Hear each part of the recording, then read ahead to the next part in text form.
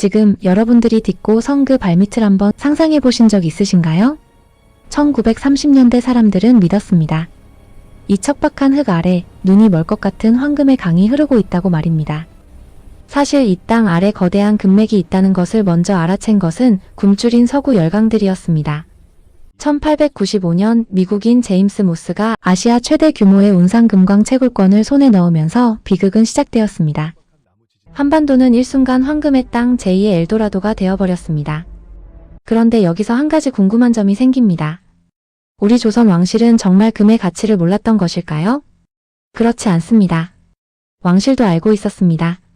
하지만 금이 난다는 소문이 나면 명나라나 청나라가 조공을 더 요구해 올까봐, 혹은 백성들이 농사를 포기하고 금만 캐러 다닐까봐 그동안 엄격히 금 채굴을 금지해왔던 것입니다. 그러다 구한말 고종 시절 나라 살림이 바닥나자 어쩔 수 없이 외국에 채굴권을 팔기 시작했습니다. 그 결과는 참담했습니다. 외세의 손에 황금을 넘겨주고 내 물건에 손대지 마라, 노 터치라는 경고를 들어야 했던 우리 민족의 서글픈 역사 속에서 노다지라는 단어가 탄생했습니다. 1930년대 전쟁 자금이 급해진 일본이 상금 정책을 선포하자 온 나라는 일확천금의 신기루를 쫓는 거대한 도박장이 되어버렸습니다. 누구든 허가만 받으면 금광을 팔 수 있게 해주니 지식인부터 농민까지 너도 나도 인생 역전을 꿈꾸며 뛰어들었습니다. 여기서 한 사람의 이야기를 들려드리겠습니다. 이름 없는 신문사 지국장이었던 방응모라는 사람이 있었습니다. 그는 전 재산을 걸고 평안북도 정주의 교동광산을 샀습니다. 주변에서는 다들 미쳤다고 손가락질했습니다. 하지만 파산 직전까지 몰렸던 3년의 기다림 끝에 그는 마침내 엄청난 규모의 금맥을 발견했습니다. 교동광산의 대박신화는 방응모를 단숨에 조선 최고의 부자로 만들었습니다. 그는 그 돈으로 신문사를 인수하고 일제강점기 내내 언론인으로 활동하게 됩니다. 이 달콤한 성공 스토리는 수만 명의 머릿속에 다음은 내 차례다라는 치명적인 환각을 심어주었습니다. 하지만 이 모든 것은 극소수만의 이야기였습니다. 실제로 금맥을 찾는 것은 하늘의 별 따기였기 때문입니다. 운 좋게 대박이 나더라도 자본력이 없으면 결국 일본 대기업에 광산을 넘겨야 했습니다. 서양의 정교한 장비가 금을 쓸어 담는 동안 우리 조선인들은 금점이라는 미신에 매달린 채 무너져가는 갱도 속으로 스스로를 밀어넣어야 했습니다.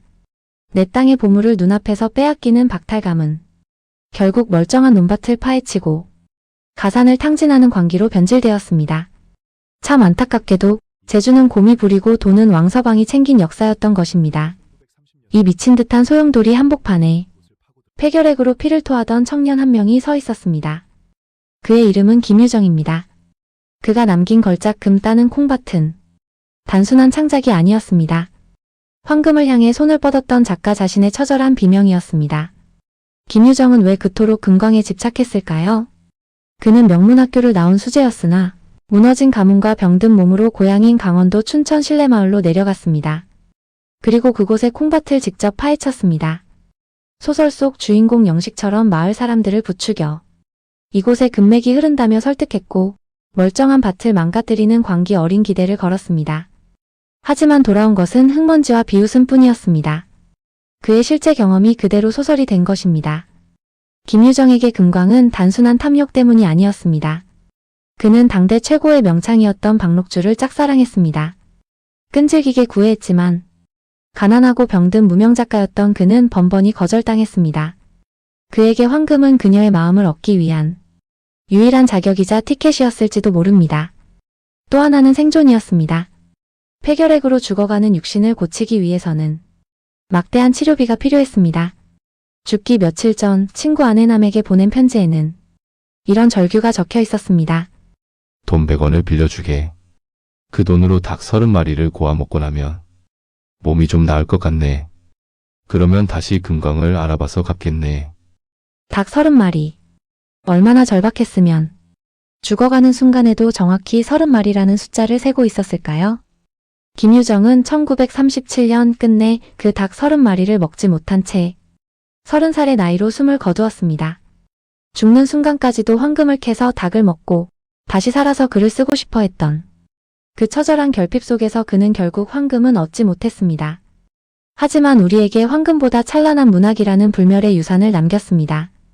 그의 마지막 편지는 100년이 지난 지금 우리에게 묻는 것 같습니다. 우리가 그토록 간절히 찾던 것은 땅속의 노다지였을까? 아니면 단 하루라도 사람답게 살 수 있다는 희망이었을까 하고 말입니다. 1930년대 금광 열풍은 일상을 파괴해서라도 내일을 꿈꿔야 했던 시대적 비극이었습니다. 하지만 그 처절한 어둠 속에서 김유정이 캐낸 문학의 정수들은 100년이 지난 지금도 황금보다 변치 않는 가치로 우리를 위로하고 있습니다. 조선의 금광 이야기 재미있으셨나요? 가슴에 남는 좋은 영상이었으면 좋겠습니다. 구독해주시고 따뜻한 댓글도 부탁드립니다.